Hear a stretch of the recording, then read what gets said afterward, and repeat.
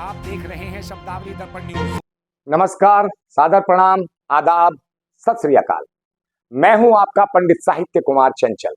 शब्दावली दर्पण न्यूज में सभी दर्शकों का हृदय तल से स्वागत है। प्रिय दर्शकों, जैसा कि आप सभी जानते हैं कि वर्तमान का समय किसी ऋतु विशेष का मौसम नहीं बल्कि चुनावी मौसम है।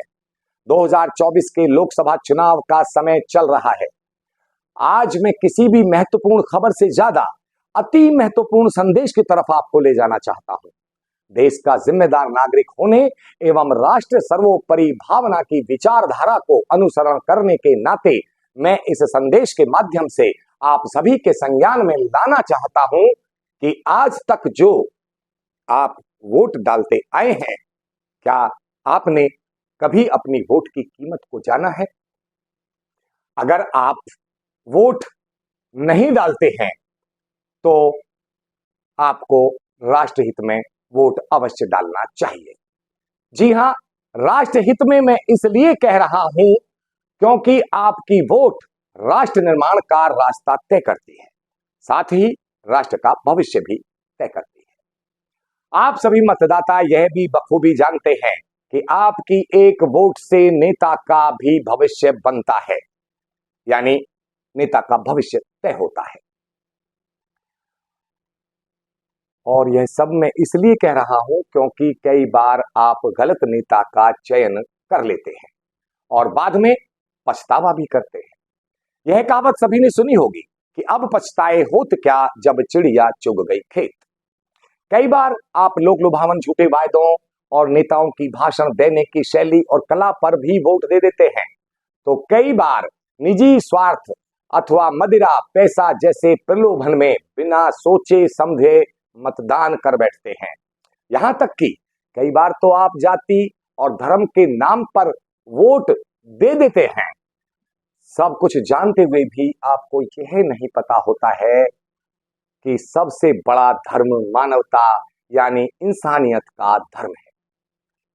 नेता अथवा पार्टी के कर्म पर मतदान करने वाले समझदार और योग्य मतदाताओं की संख्या बहुत कम है, जो कि विडंबना का विषय है। महंगाई, बेरोजगारी जैसे ज्वलंत मुद्दों तथा आपकी आवश्यकताओं व मूलभूत सुविधाओं पर अक्सर आपकी क्षणिक सुविधाएं व निजी स्वार्थ हावी हो जाता है। जब आप सरकार चुन लेते हैं तब आपको अपनी गलती पर पछतावा भी होता है। मैं कहना चाहूंगा कि सांप निकलने के बाद उसकी लकीर को पीटने से क्या फायदा। इसलिए जागरूक बनिए, समझदार बनिए, राष्ट्र के निर्माण में होने वाले चुनाव रूपी अनुष्ठान में अपनी बहुमूल्य मत रूपी आहुति डालिए। मैं इस बात को दूसरी तरह से समझाता हूं। अनुष्ठान के दौरान केवल स्वाहा के उच्चारण के बाद आहुति मत डालिए, बल्कि स्वाहा बोलने से पहले पंडित जी ने अपने मंत्र में क्या कहा उसे गौर से सुनिए, ताकि आपको पता चल सके कि आपके द्वारा यह आहुति किस परिप्रेक्ष्य में डाली जा रही है। मत रूपी आहुति डालने से पहले यह जानना जरूरी है कि किसी भी पार्टी के प्रत्याशी अथवा नेता के मंत्र का उद्देश्य क्या है। देश का कोई भी नेता अथवा दल आपसे बढ़कर कतई भी नहीं है। आप इस लोकतंत्र के प्रहरी हैं, देश की रीढ़ की हड्डी हैं, इसलिए सीधे खड़े रहिए। किसी भी पार्टी अथवा नेता के समक्ष आपको झुकने की कतई भी आवश्यकता नहीं है। आप मजबूत हैं, आपकी सोच और मत मजबूत है तो निश्चित तौर पर हमारा देश भी मजबूत ही होगा। आप लकीर के फकीर मत बनिए। सही व्यक्ति को वोट देकर खुद अपनी कभी ना मिटने वाली लकीर खींचिए।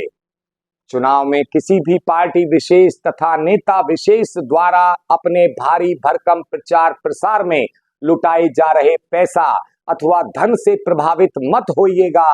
चुनावों में लुटाया जा रहा यह पैसा आपसे ही लूटा गया है। मुझे यह कहने में कतई भी संकोच नहीं है कि चुनावों में पार्टियों द्वारा दुरुपयोग किए जाने वाला यह पैसा प्रत्यक्ष और परोक्ष रूप से आपकी जेब से ही निकाला गया है। किसी भी पार्टी विशेष के चाटुकार मत बनिए, अंधभक्त मत बनिए, बल्कि राष्ट्रभक्ति का परिचय दीजिए। राष्ट्र निर्माता तथा योग्य व जागरूक मतदाता होने का खुद पर गर्व कीजिए। प्रिय दर्शकों, मुझे नहीं पता है कि आप किस पार्टी अथवा दल से संबंध रखते हैं, आप किस पार्टी विशेष या व्यक्ति विशेष के द्वारा गुमराह किए जा रहे हैं। इसका जवाब आपको अपना चिंतन मनन और आत्म मंथन करने के पश्चात स्वयं ढूंढना होगा। राष्ट्र निर्माण में निजी स्वार्थ तथा किसी नेता के द्वारा गुमराह किए जाने के कारण जो भी गलतियां हुई हैं, उन्हें अपनी वोट की चोट से सुधारने का सुनहरा अवसर आपके पास है। आप सब यह भी जानते हैं कि हम सभी लोकतंत्र का बहुत बड़ा पावन पर्व मनाने जा रहे हैं और मेरे विचार से किसी भी पर्व को बड़े ही उल्लास और हर्ष के साथ मनाया जाता है, ना कि किसी पर्व को मनाने के बाद पछताना होता है। इसलिए अपनी वोट की ताकत को पहचानना आपके लिए बहुत बहुत आवश्यक है। मैं एक कवि अथवा साहित्यकार होने के नाते चुनावों से संबंधित अपनी एक स्वरचित कविता के माध्यम से अपनी बात आपको समझाना चाहता हूं, शायद आप और भी बेहतर समझ सके। सुनिएगा। हर 5 वर्ष में हमने तुमने चुनाव को आते देखा है, जनता में आक्रोश जोश मन मुटाव को आते देखा है, लापता हुए नेता को फिर से ताल ठोकते देखा है, धन बल छल से हो करके विकल खाल नोचते देखा है, बिना एजेंडा पकड़े झंडा बस बात बोलते देखा है, खुदगर्जी में नेता द्वारा दुश्मन को भ्रात बोलते देखा है। एक बार बस 5 साल में दर दर जाते देखा है, हर 5 वर्ष में हमने तुमने चुनाव को आते देखा है।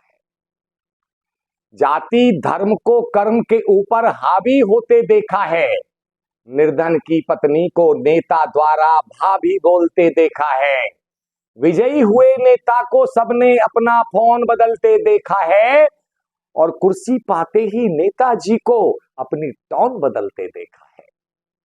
नेताजी के दरवाजे से जनता को मायूस लौटते देखा है, हर 5 वर्ष में हमने तुमने चुनाव को आते देखा है। सत्ता की लोलुपता में, जी हां, सत्ता की लोलुपता में मदिरा मिष्ठान बांटते देखा है, कुर्सी की चाहत में कुछ को परिधान बांटते देखा है। अरे जीत सुनिश्चित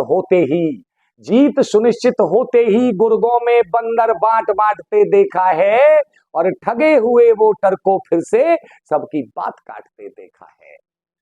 लोभ लुभावन वादों के संग उसी राग को गाते देखा है, हर 5 वर्ष में हमने तुमने चुनाव को आते देखा है, जनता में आक्रोश जोश मन मुटाव को आते देखा है।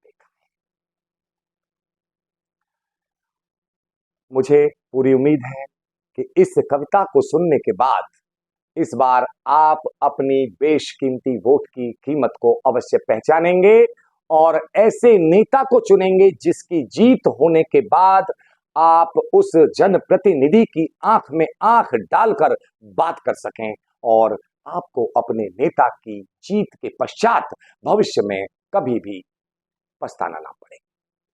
इसलिए इस बार ऐसा काम कीजिए जिससे आपको स्वयं पर और अपने प्रतिनिधि पर गर्व महसूस हो सके। मैं अपनी बात को खत्म करने से पहले पुनः गुजारिश करना चाहूंगा कि राष्ट्रहित में मतदान अवश्य करिएगा और आंख खोलकर अपनी अंतरात्मा की आवाज पर करिएगा। सभी जानते हैं कि महाभारत के धृतराष्ट्र तो जन्मांध थे, लेकिन आप अपनी आंखों पर स्वयं पट्टी बांधकर गांधारी मत बनिएगा। लोकतंत्र के पावन पर्व को खुशी खुशी व समझदारी से मनाइएगा। मतदान के प्रति जागरूक रहिए और देश की उन्नति में भागीदार बनिए। इसी में है हम सबकी समझदारी, यही है मेरा संदेश जनहित में जारी। प्रिय दर्शकों, अगर मेरी बात आपको सच्ची और अच्छी लगी हो तो कृपया चैनल को सब्सक्राइब करने से अपनी उंगलियों को बिल्कुल मत रोकिएगा। बहुत बहुत धन्यवाद, बहुत बहुत धन्यवाद। अगली बार नई खबर के साथ फिर सुनेंगे नीर क्षीर विवेक की स्पष्ट वाणी, दूध का दूध पानी का पानी, पंडित साहित्य चंचल यानी मेरी जुबानी। इजाजत दीजिए। नमस्कार, जय हिंद।